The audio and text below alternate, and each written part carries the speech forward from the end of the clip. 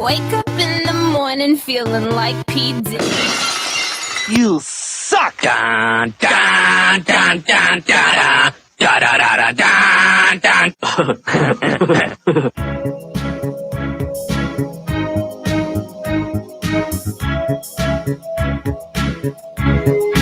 Everybody knows that the dice are loaded.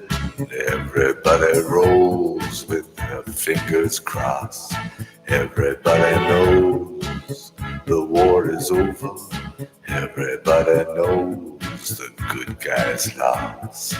Everybody knows the fight was fixed. The poor stay poor, the rich get rich. That's how it goes. All right, well. Here we are to another exciting episode of So Be It. I am your humble host, Cyrus, here to titillate your audio holes one episode at a time. Now, you are listening to WSBI Radio, Internet Radio. Yes, it's a wonderful thing. Streaming live on YouTube, but it's also another great thing. Luckily, thus far, the YouTube gods have not seen fit to spank me hard just yet, so I guess I'm doing something right. And before I get down to the main business of the evening, I have to do a little bit of housekeeping. So the views and expressions on So Be It do not reflect those of YouTube, any other YouTube channel, any other YouTube internet radio stations, internet radio stations within the state of Georgia, or in the continental United States of America. Yay, yippee, skippity doo dah. Now, the music you may or may not hear on So Be It is not owned by me or this show. They are owned specifically by the record companies, any and all of the record labels who have produced the music over the last several decades. I play mostly stick to stuff 70s and later up to current, but again, I do not own the rights to the music at all. They are owned by the associated record labels. No copyright infringement is intended in any way, shape, or form. Now, to get down to some serious business here. Have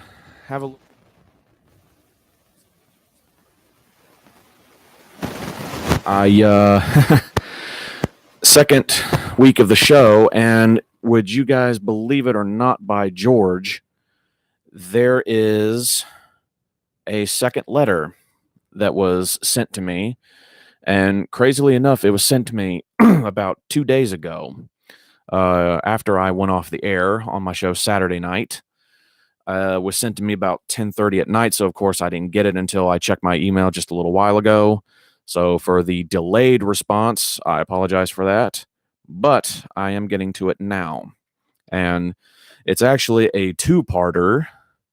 So it gets very interesting, but also very deep early on, my children. So, yeah, it's going to be getting a little bit deep here. So, basically, it reads, "Hello, Cyrus. Enjoy the show. Like listening to it. It's very good, very interesting, very easy to relate to. So, you used to be a teacher. Was there anyone who you were very close with or, got close enough to where you almost took them in? Or, let's see, did you ever have a favorite student that you almost took in as your own?" Sorry, email had trouble coming up, so I want to get the question just right. So basically it says, so you said you were a teacher. Did you ever have a favorite student that you almost took in as your own? That's the first part. Well, that question is a little complicated, actually. There was one who I kind of tried to take under my wing as best I could. I had a group in the very beginning of the mornings that I looked after. It was a group of about 20 or 30. And, I had 3 who I considered and called my little duckies, who followed me around everywhere. And then afterwards, I had other things that I had to do, and the lunches was a part of it. And I'm trying to remember exactly when my first year I encountered this person. It was, I don't know, it was probably around October or so, if my memory serves me right. It's been a while, but there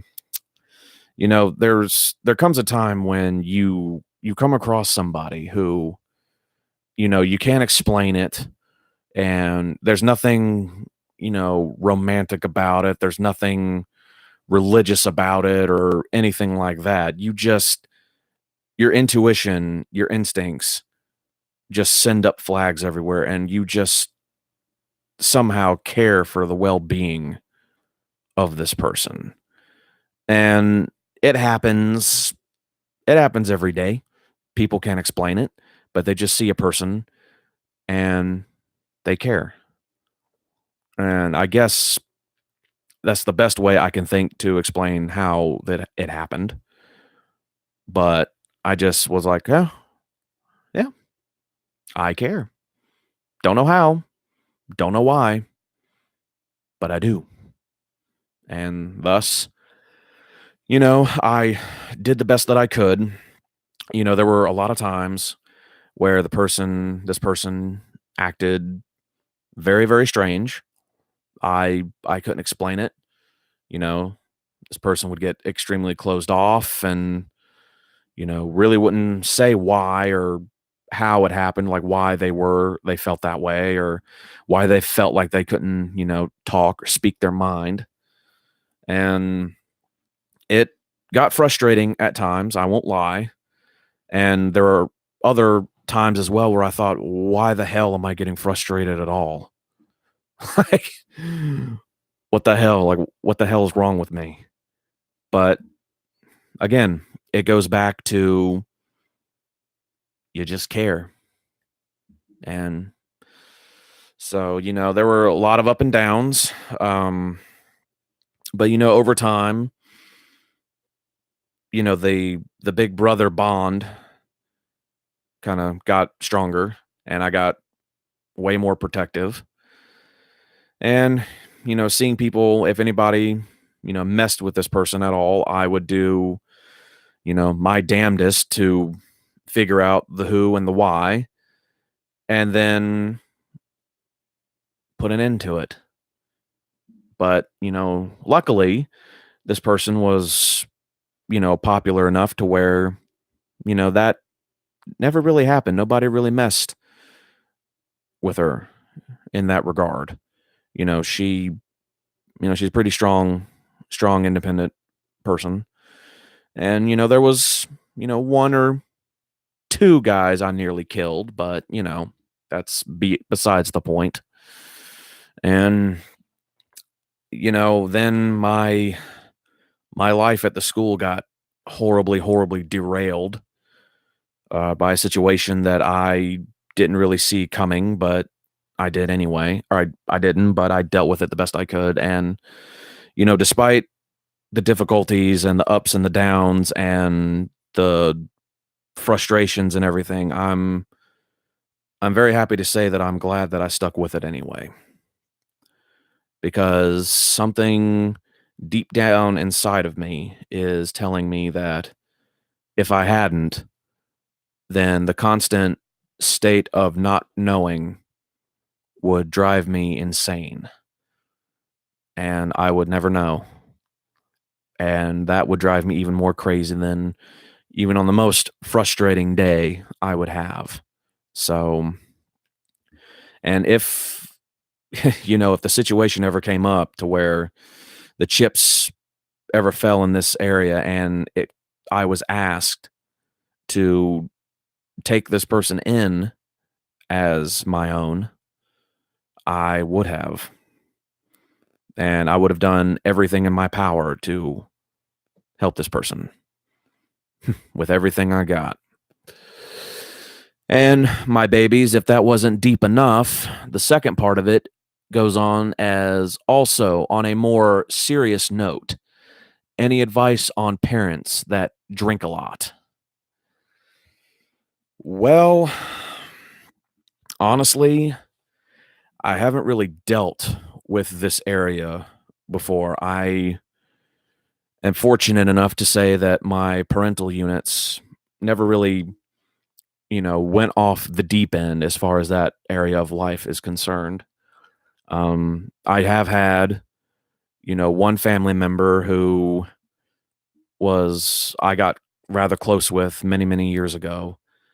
And he unfortunately went so far off the rails that and it kills me to say this, I don't know if there is a way back for him. And I don't think that there really is. I can hope, but if I'm completely and utterly brutally honest with myself, it is a fool's hope. But having said all of that, my parentals, like I said, they don't really consume alcohol all that much. It's on a very, very limited basis. I guess the one thing that I'm trying to that I'm processing is if you are experiencing somebody who is a parent, then there must be something going on in their life that they are trying to, numb whatever is happening to them, whatever it's causing, whatever the pain is coming, wherever it's coming from. They're trying to douse it and distance themselves from it and run from it. And unfortunately, the only way that you can really help them is if they choose to help themselves first. Because it all starts with them. The person who's experiencing the issue themselves, they may look to the outside like, oh my God. But what they really have to do is they have to look deep down inside, and they have to be willing to help themselves first. Only then can any other help become useful and really do something, really yield the results that you would want. And the only thing that I can say would be, unless they do something that is just absolutely out of this world, damning and unforgivable, I would say don't give up on them just yet. Because it may come down to it that they need you the most, and they just may not be at a point yet to where they realize it. But like I said, give it time. They will realize it sooner or later. And when they do, that will be the moment where you need to step forward and have a sturdy stance so that they can lean on you and bounce back and come back, because they will see your strength, and it will in turn give them the strength that they need to come back from whatever is plaguing them. So the best advice I have for you, my child, if you're still listening out there, hold on. Don't give in and don't give up on this person just yet. Because, like I said before anything else, they will realize that they will need you. And you will need them. So it'll turn into kind of like a symbiotic relationship. So stay strong and hang in there for them. Because in the end, you'll be thanking yourself later. Because going back to the first part of the question that you asked me, I did the same thing, and I am thanking myself that I didn't. Not that the thought ever crossed my mind, but I'm just glad I never entertained the thought of pulling the plug. So anyway, to that person who wrote to me, they didn't sign a name or anything. So, but if they're out there listening, they know who they are. I hope I've helped in some small way. And if you ever need it, I'm not going anywhere. I'll still be right here behind the microphone, doing anything and everything I can. So now to kind of get another little piece of housewarming out of the way. I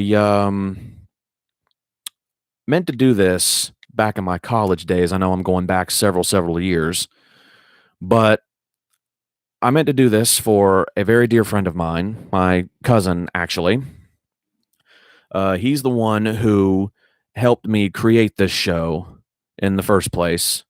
He was there day one, many years ago in the fall of 2010, when I was one of those crazy radio minions down in Valdosta tearing it up. He helped me get this show off the ground and gave me the kind of the basis for it, the structure for it. And I was supposed to do something for him, and I never really got around to it. I don't really remember why, but I guess better late than never, and especially now, because he's down there in SRQ and coaching in Bradenton, the first herd, tearing it up, kicking ass and taking names. Coach P and Coach B, y'all are doing some great things, man. And I've been keeping up on the social media channels and watching the videos and all the game footage and everything, and I'm proud of y'all. And I want you guys to keep it up, give it everything you've got, and finish out the season the strongest that you've ever been. And so, to Coach B, if you're out there listening, this one's for you, my friend. Long overdue. And the next team that you play, drop a bomb on them, but not just any bomb. Do exactly like Green Day. Let it be a letter bomb. Nobody likes you. Everyone left you. They're all out without you. Having fun.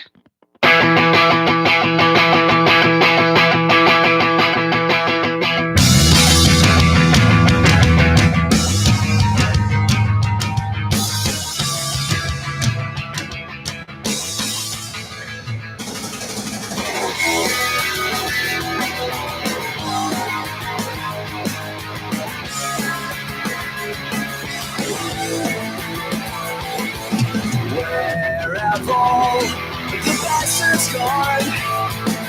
The end of balance stacks up daylight. The dummy failed by crash tests, collecting the unemployment checks. The fucking only along for the ride. Where have all the riots gone?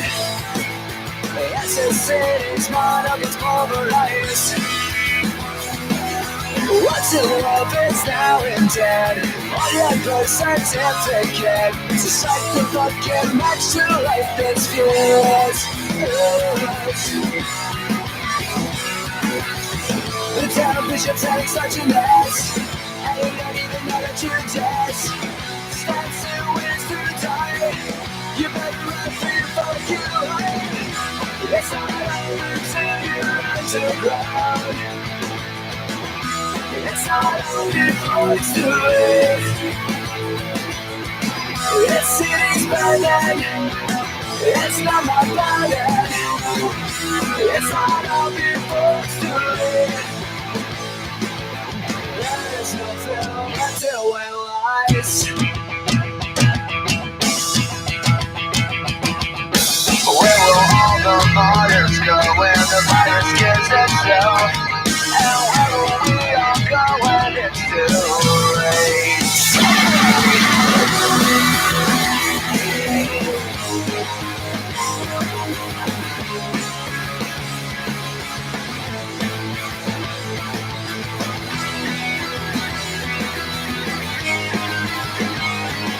I don't run back.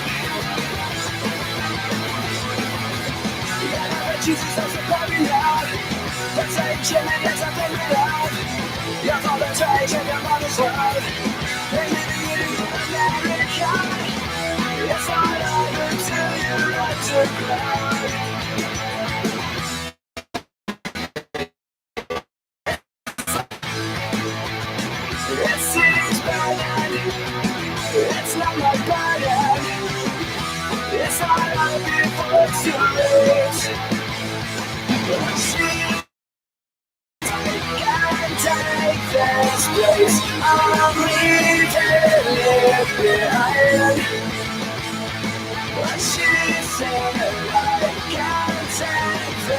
out. I'm living tonight.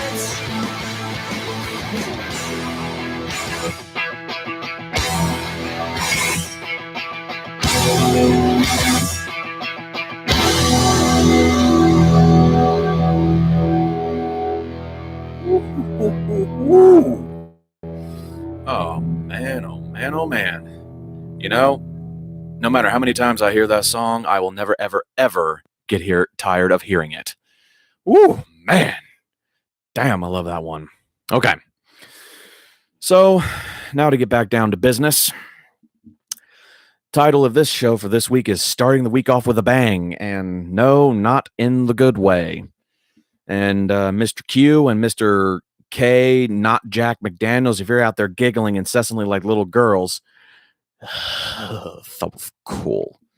Anyway, I know you are because you're little perverts. Now, yeah, this week it's going to be rather interesting. You know, it wasn't as hellish as it was on Friday. Friday towards the end of the day, as all my listeners may remember, I nearly lost my freaking mind because the kid that I'm trying to help, I'm trying to, teach him how to, not do all the things that he's gotten in the habit of doing, and which, according to my colleagues who I work with on a day-to-day basis, they told me that all of it didn't really start until February. He came in the class last school year and, everything was normal. Everything was fine. Okay, not Jack McDaniels. Yes, you were. Don't deny it. You were thinking like that, perv. Just admit it. So anyway, he was fine when he came into the school year. Everything was good, grandiose.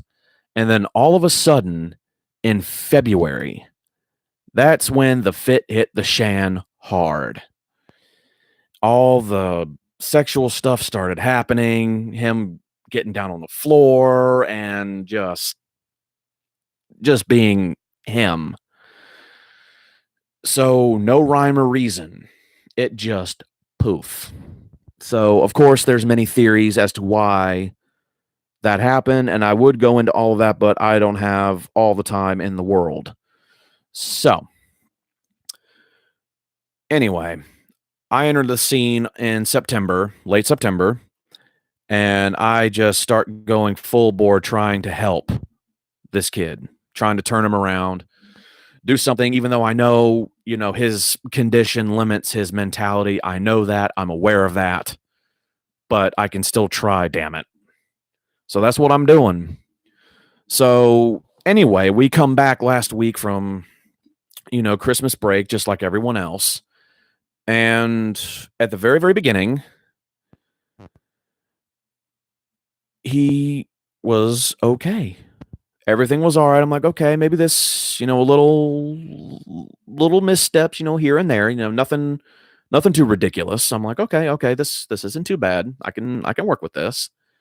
And then all of a sudden, Friday, damn is the only thing I can think to describe it. The first half of the day was, a little sketchy, but, for the most part, it was okay. But then the latter half of the day, the floodgates opened, like I said the other day, and just blah. So over the weekend, I'm reeling over it, but, get myself calm. And, the children that are on my chat right now, live chat that's going on with the show, have potty mouths. Thought I taught y'all better. Anyway, so today, morning starts off okay. Everything proceeding as usual. Only difference is, the typical person who drops him off, babysitter, not present. It was mother, whatever, don't really care. Well, like I said, morning, good, great, grand, wonderful, routine as usual. Get him settled. We get started with stuff. doesn't really care for the whole calendar bit, doesn't really want to. So, I reward the other students accordingly. Then we get to, lunch, everything's fine. Good, great, grand, wonderful. And then after that, we always have them write their names because, obviously they have to be able to tell somebody who they are and they have to write it down. And eventually they're going to have to in their adult lives on some things. And, my trick with him has been, you need to show me how to spell because I couldn't spell if I had a gun held to my head. I don't actually say that, but you get the gist. I basically tell him I can't spell worth anything. And, it has a 50-50 shot of working. It doesn't always work all the time, but hey, I got to give it a shot anyway. Otherwise, what the hell am I doing? So, no. He eats his lunch like normal. He pulls his desk next to me. Again, being extremely clingy, but, with grandma out of town, his routine is thrown a little off, and it's going to be for over a week. So, okay, so the clinginess, I'm going to assume, is going to stay put. Well, everything proceeds normal. Then I, tear him away I let him jump on the computer for just a little bit. And then after a little while, after everybody's finished and everything, and they start writing their names, I tear him away and get him back to his seat to do the same. Yeah, I was kidding myself. For some reason, he was having nothing to do with it today. Just sat there catatonic like he used to. And it made me flash back to late September, October, when he, when he did this shit on a regular basis. And it's one of those moments where, you've gone so long without it happening, and the progress that has been made just astounds you. You start to feel like, okay, have I reached a plateau? Like, is he going to grow anymore? Can I get him to grow anymore? Or has the end been met as far as progress goes? And, today I kind of started feeling that way just a little bit because I've gotten him so far, and then all of a sudden he's starting to backtrack. And it bothers me because of how far I have gotten him to come. Because he's come a long way from where he was when I first met him. And I guess I'm very desperate for,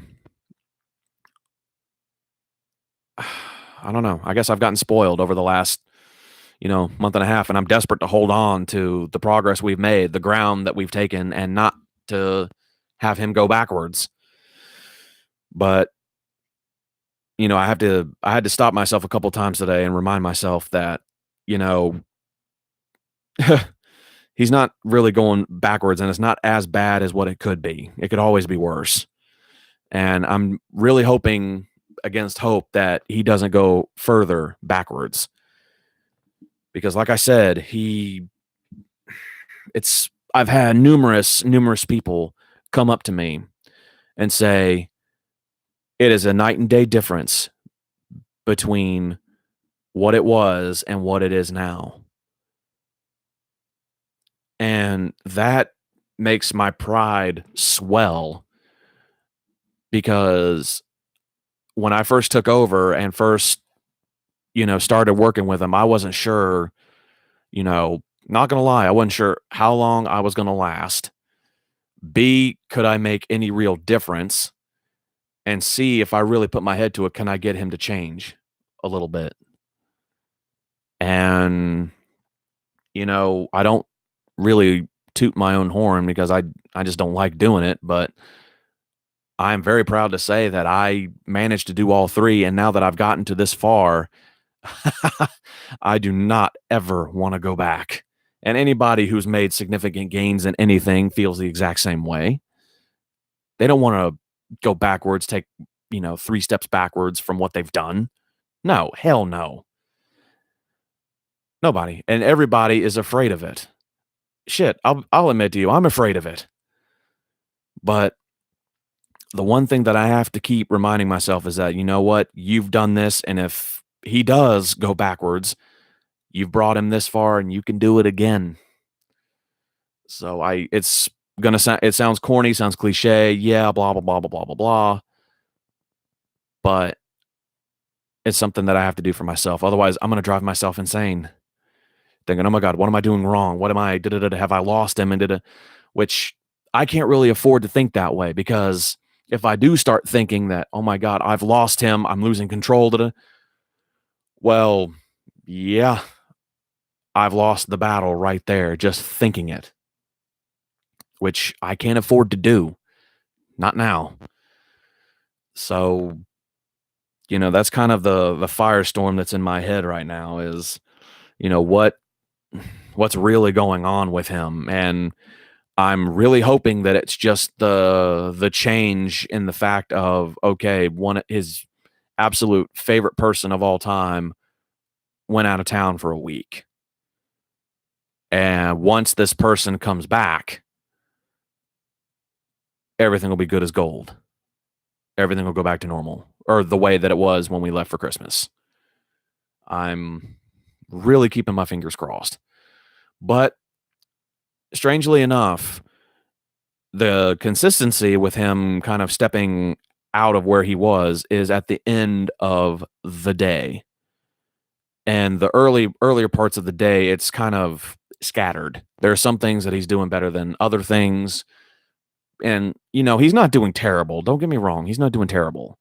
He's doing all right. It's just, like I said, these moments. And it seems to always, it happened at the end of the day on Friday, and it happened at the end of the day today. And I had to get on to him again.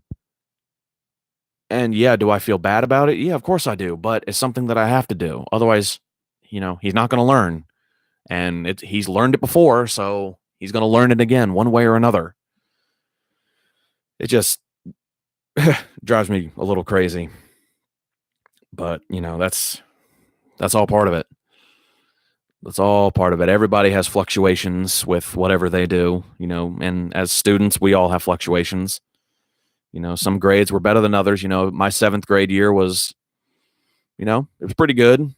8th grade, nah, wasn't the worst.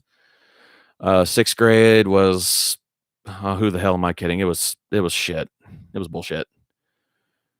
So anyway, all right. Night, Ms. Davis. Take care of yourself.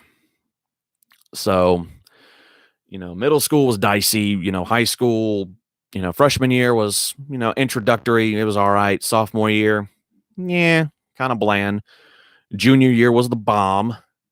And then, of course, senior year, woo-hoo-hoo. Because, you're finally getting out of there and moving on to bigger and better things. So, but something else that kind of creeps into my mind every day is, this kid that I'm trying desperately to help. I can't help but wonder at different points in the day where he's going to end up in life. What's he going to be like 5-10 years from now? When he's like 23, 24 years old. What's he going to be like? Where will he be? And who will he be with? And it's crazy to me to be thinking about this because, they say, well, don't get personal. You can't get personally attached. Don't get personal. Well, sorry to be the bearer of bad news there, Skeech. But a lot of times it happens anyway, and it damn well should happen. I mean, it's happening here with him. I can't help but wonder about it because I've grown to care for the kid.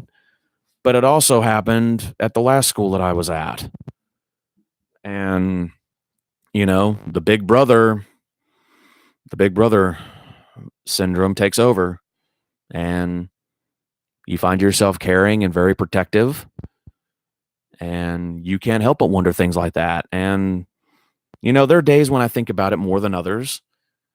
In particular, it's almost every day. Who the hell am I kidding?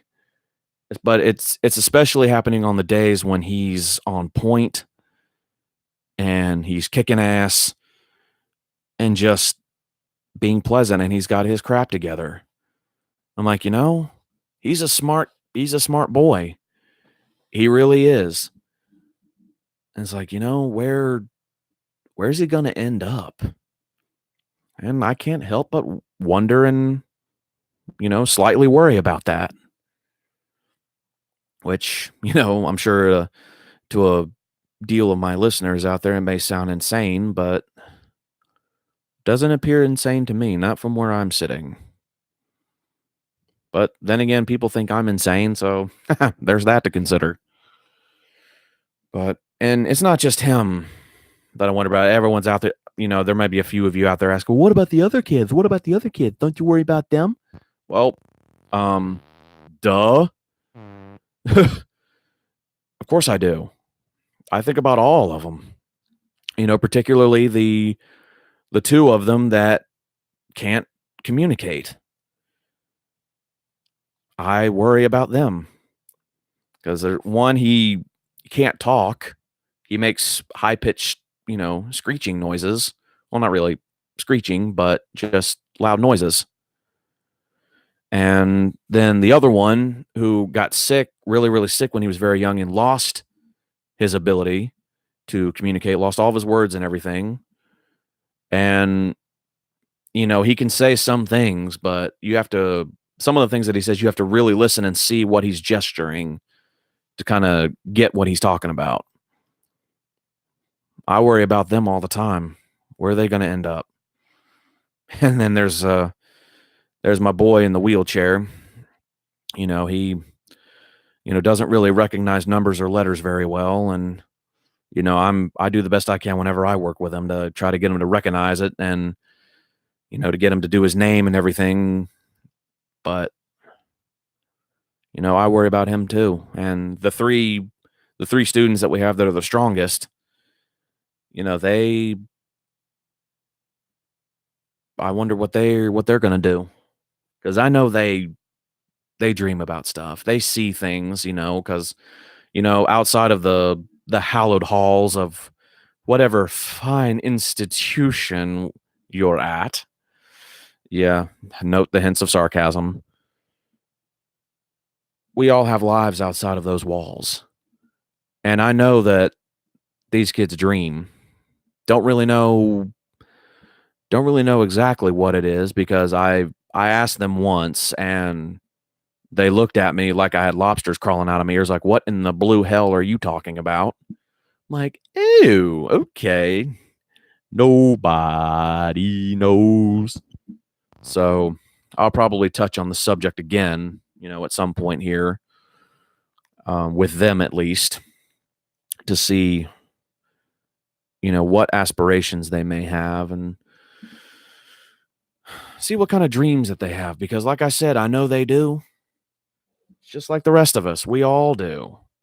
We all have a dream. We all want to do something with our lives, do something big, something spectacular, whether it's, going on radio just for sake of argument or being, a great voice artist or, being the best neurosurgeon or, vet, ditch digger, I don't know, professional dancer, whatever it is.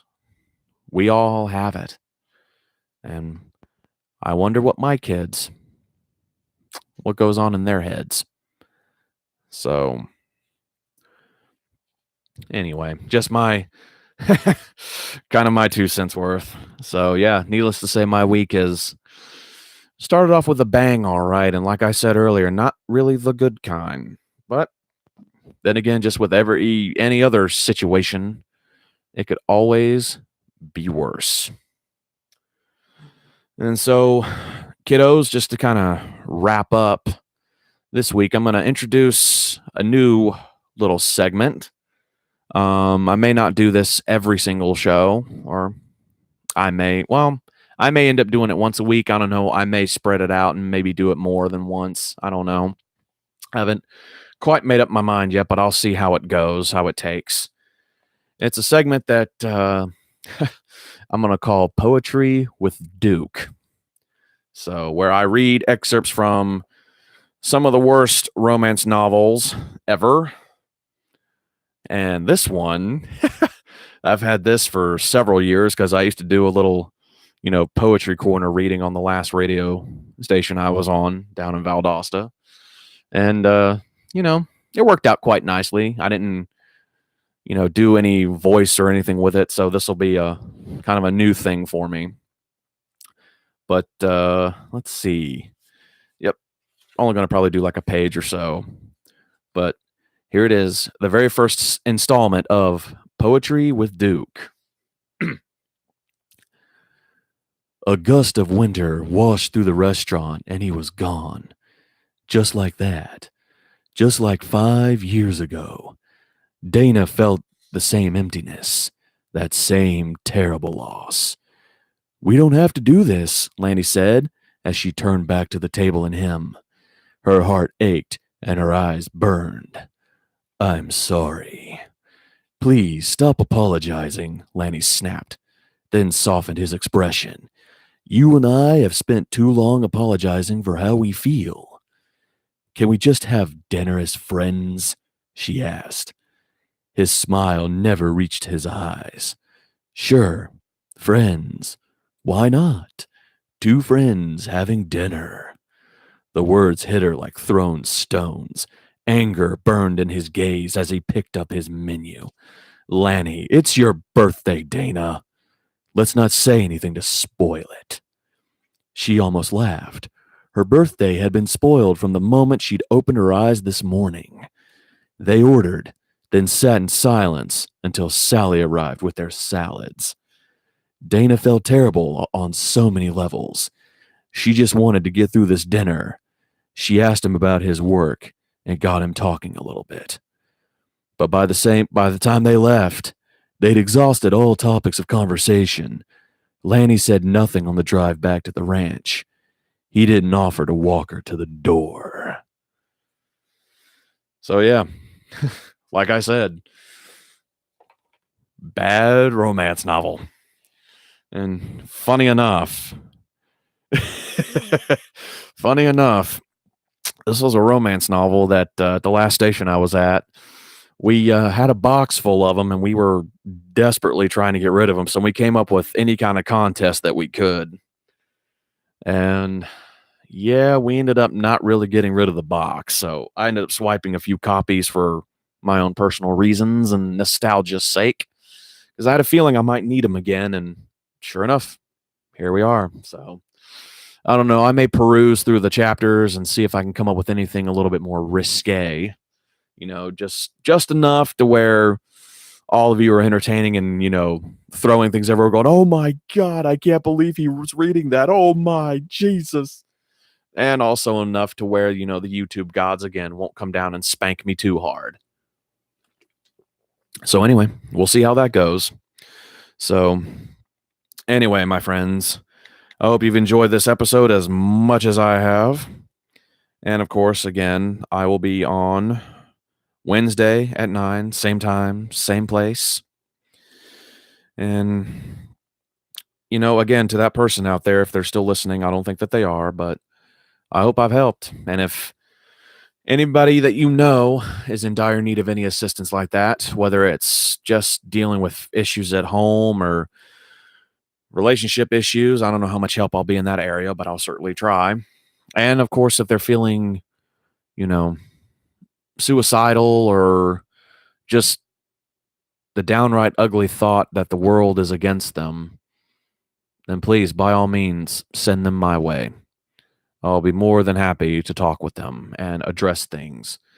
So speaking of, don't forget, flood my email address if you wish. CyrusSoBeit@gmail.com. That's SIRUSSOBEIT, no caps or spaces, @gmail.com. Or if you just want to listen to the show and put on the chat, do the instant chat, I see it as the messages come in.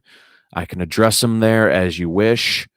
Or like I said, if you prefer me to send it to me to my private email account so that nobody else sees it, I will be more than happy to do that too, especially if you wish to remain anonymous.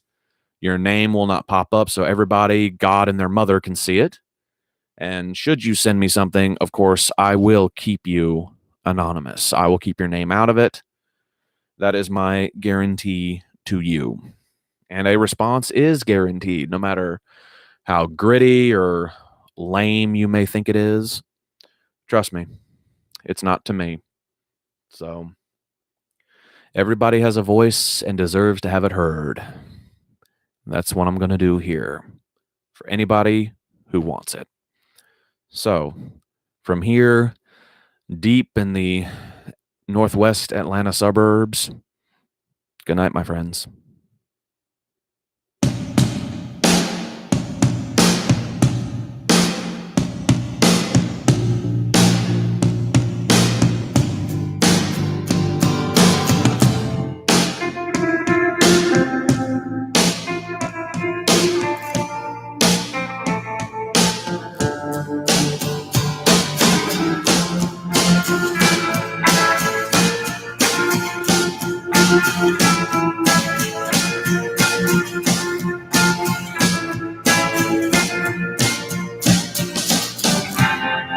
Cease to resist, giving my goodbye.